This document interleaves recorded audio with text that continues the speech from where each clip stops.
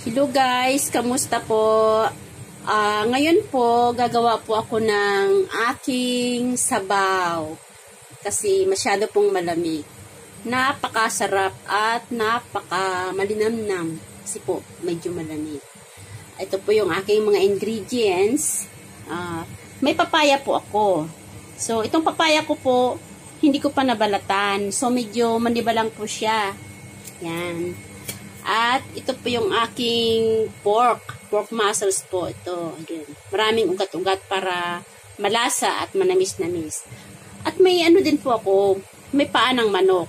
At saka, yung kanyang katawan na pinagtanggalan ng karne.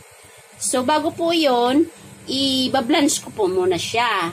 At saka, ito po yung kanyang mga halo, yung white fungus. So, ibinabad ko po muna to more than 1 hour. At saka yung aking pampalinamnam na cornmeal. At saka may kaunting cup na munggo. At ibinabad ko na din po ito ng 1 oras. At saka mani. So, kailangan po muna nating ibabad ang mga... Ay, naibabad ko na po pala yan. Ito po yung kanyang... Yung iba pong katulong, hindi po sila naglalagay ng luya. Pero ako po naglalagay kasi para matanggal po yung lansa ng manok.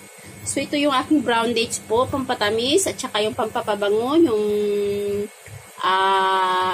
tamarind peel, at ang aking luya. So, kumulo na po yung aking tubig, at ibablanch ko muna itong aking mga manok. Ayan. So, nakulo na po siya. Ayan. Ibablanch ko na po. Para isang ano na lang po. Isang kulo. Ayan. Sabay-sabay ko na lang. Ayan.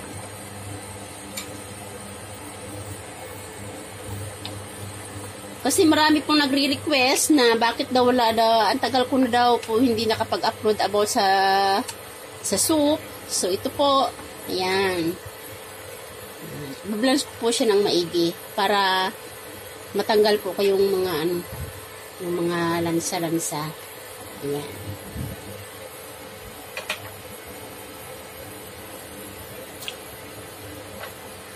Pagkatapos ko po nang ibablanch ito, pag kumulo po yan ng 1 kulo lang, huhugasan ko po yan, ha? Huhugasan ko po. Ayan. So, takipan po muna natin.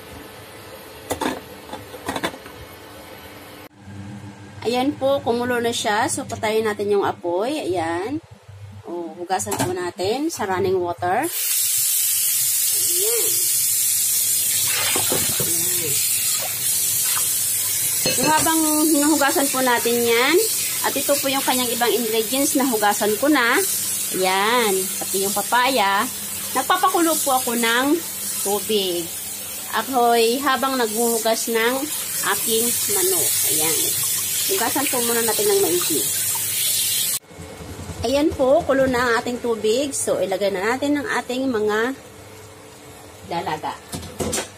Yung aking manok. Yes.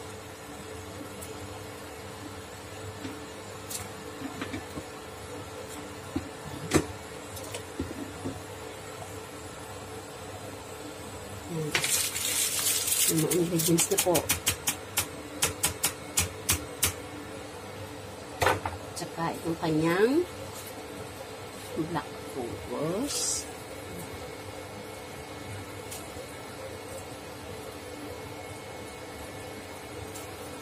At ipanghuli ko po is yung papaya. Yun. Ihuli ko po yan. Pakuluan ko po muna ito ng 1 hour ng medium fire. So, pakuluan po muna natin. Ayan po, after boiling 1 hour. Wow.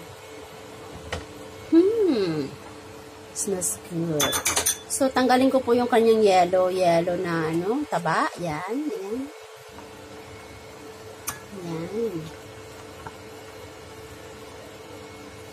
Huwag po natin itapon ito kasi pag nag-fry po tayo mamaya ng vegetables, pwede po natin ihalo yan. So, medyo wala na po. Mamaya, lagyan. Basta po pag may nakita ka yung ganito, taba po ito ng manok. So, pwede po ito ihalo sa pag nag-fry tayo ng vegetables. Yan. Yan. So, ilagay na po natin yung yung palaya. yung papaya po. Ilagay natin yung papaya. Yan. Tapos, takipan po muna natin. High fire. Yan. Tapos, pag nakulo po yan mamaya, i-low fire po ulit natin ng 1 hour again, boiling. Pakulon po ulit natin ng 1 oras. Ito na siya guys. 2 hours boiling. See? Wow. Sarap.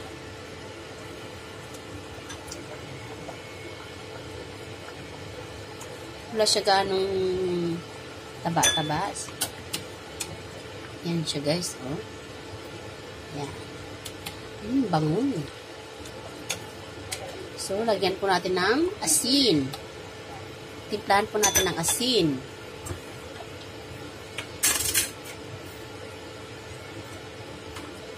Yan.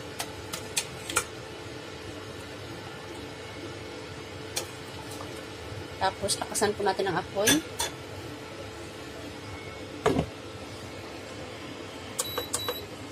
Pagkakulo ng 1 kulo po. Ayan. Kulong-kulo siya. Pwede na natin patayin. Ayan. Patayin natin. Ready to serve na po sa ating mga amo. Ayan na po. Happy drink soup is so very yummy.